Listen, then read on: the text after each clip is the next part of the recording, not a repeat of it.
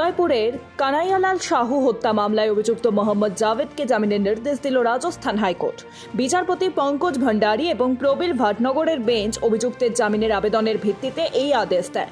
অভিযুক্তের তরফে বলা হয়েছিল যে এনআইএ যথেষ্ট প্রমাণ ছাড়াই কেবল কল ডিটেলসের ভিত্তিতে তাকে গ্রেফতার করেছে। দীর্ঘদিন ধরে তিনি কারাগারে ছিলেন, তাই তাকে জামিনে মুক্তি দেওয়া হোক। এদিন অভিযুক্তদের জামিনের বিরোধিতা করে সরকারি কৌঁসুলি বলেন, অভিযুক্ত এই হত্যার সঙ্গে জড়িত। তিনি একটি রেকি করেছিলেন এবং প্রধান অভিযুক্তকে দোকানে কানাইয়ালালের উপস্থিতির কথা জানিয়েছিলেন। বৃহস্পতিবার উভয় পক্ষের যুক্তি শোনার পর হাইকোর্ট অভিযুক্ত মোহাম্মদ জাভেদকে জামিনের মুক্তি দেওয়ার নির্দেশ দিয়েছে। গত বছরের সেপ্টেম্বরে এই মামলার আরেক অভিযুক্ত ফরহাদ মোহাম্মদ ওরফে বাবলার জামিনের মঞ্জুর করে এনআইএ আদালত। 2022 সালের 28 জুন উদয়পুর কানাইয়ালাল সাহু কেন্দ্রে সহিংসভাবে হত্যা করা হয়, আর সেই ঘটনার ভিডিও সোশ্যাল মিডিয়াতে ছড়িয়ে পড়ে। এনআইএ এই মামলায় চার্জশিট দাখিল করে রিয়াজ আত্তারি, গাউস মোহাম্মদ এবং অন্যান্যদের গ্রেফতার করে।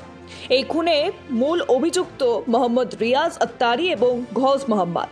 এটা শুধু খুন নয়, সন্ত্রাসের ঘটনা। পাকিস্তানি নাগরিকরাও এতে জড়িত ছিলেন। মামলার দুই আসামি এখনো পলাতক। বৃহস্পতিবার সাঁওতাল পরগনায় বাংলাদেশি অনুপ্রবেশ মামলার শুনানি ছিল ঝাড়খণ্ড হাইকোর্টে। এদিন সাঁওতালের পরগনার 6টি জেলার ডেপুটি কমিশনারদের রিপোর্টে বিস্ময় প্রকাশ করে হাইকোর্ট। রিপোর্টে অনুপ্রবেশের কথা অস্বীকার করেছে 6টি জেলার ডেপুটি কমিশনার। সমস্ত ডেপুটি কমিশনারদের সতর্ক করে আদালত বলেছে যে যদি একটিও অনুপ্রবেশ পাওয়া যায় তবে সংশ্লিষ্ট জেলার ডিসিকে আদালত অবমাননার দায়ে মামলার মুখোমুখি হতে হবে। আবেদনকারী সৌদ দানিয়াল দানিস বাংলাদেশি অনুপ্রবেশ মামলার একটি জনস্বার্থ মামলা দায়ের করেছে, যার শুনানি চলছে হাইকোর্টে। আজ সলিসিটর জেনারেল তুষার মেহতা ভিডিও কনফারেন্সিং এর মাধ্যমে হাইকোর্টের শুনানিতে যোগ দিয়েছিলেন। তিনি বলেন, ঝাড়খণ্ডে বাংলাদেশি অনুপ্রবেশকারীদের প্রবেশ একটি উদ্বেগজনক ঘটনা, কারণ এই অনুপ্রবেশকারীরা ঝাড়খণ্ড হয়ে দেশের অন্যান্য রাজ্যেও প্রবেশ করবে। বাংলাদেশি অনুপ্রবেশকারীদের থামাতে হবে। তিনি মৌখিকভাবে বেঞ্চকে বলেন, কেন্দ্রীয় সরকার এ বিষয়ে পুঙ্খানুপুঙ্খ গবেষণা চালাচ্ছে। কেন্দ্রীয় সরকার আইবি, বিএসএফ ইত্যাদির সঙ্গে পরামর্শ করে এই সংবেদনশীল বিষয়ে একটি হলফনামা দাখিল করবে। এই মামলার পরবর্তী শুনানি হবে 12 সেপ্টেম্বর। এদিন সলিসিটর জেনারেল হাইকোর্টে অনুরোধ করেন যে এই মামলায় আইবিকে উত্তরদাতা থেকে সরিয়ে দেওয়া উচিত, কারণ আইবির কাছে অনেক গোপন বিষয় রয়েছে যা প্রকাশ করা যায় না। আইবির থেকে প্রাপ্ত কিছু তথ্য কেন্দ্রীয় সরকার একটি বিস্তৃত উত্তর হিসেবে দাখিল করতে পারে। আদালত কেন্দ্রীয় সরকারকে এ বিষয়ে হলফনামা দাখিলের নির্দেশ পর্যন্ত দিয়েছে।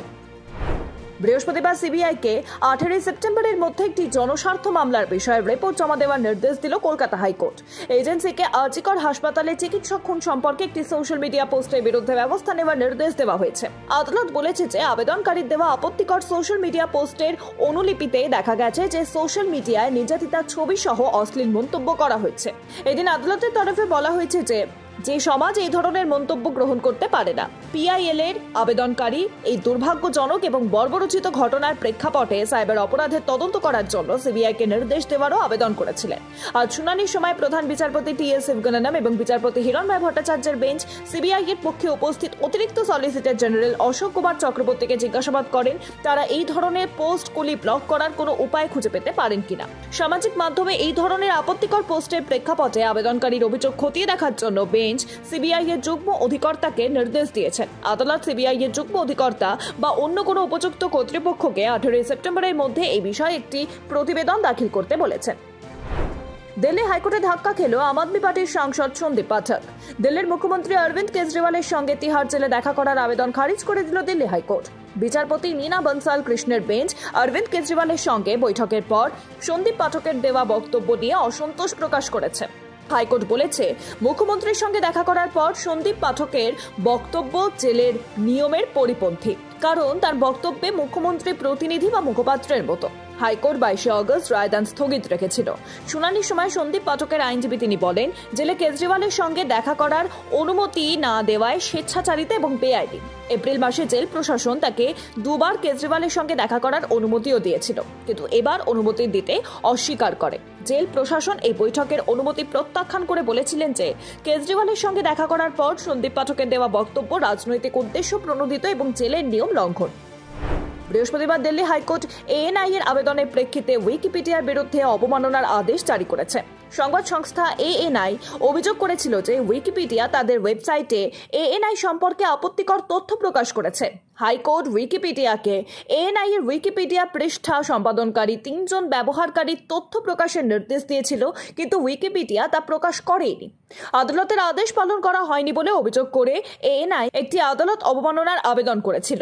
বৃহস্পতিবার দিল্লি হাইকোর্টের উইকিপিডিয়ার বিরুদ্ধে আদালত অবমাননার নোটিশ জারি করে বিচারপতি নবীন চাওলার বেঞ্চ। তিনি বলেছে, আদালতের পরবর্তী নির্দেশ না মানলে আমরা কঠোর ব্যবস্থা নেব।